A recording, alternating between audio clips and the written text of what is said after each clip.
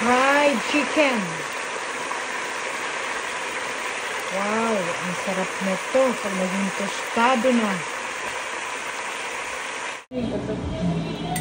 Yan, ito na guys. Luto na. Yes. Yeah. Ay, gusto ko na rin sa... Yes.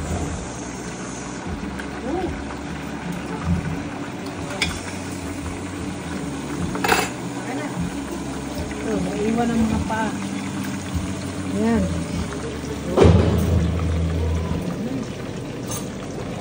Yan ang fried chicken. Sarap.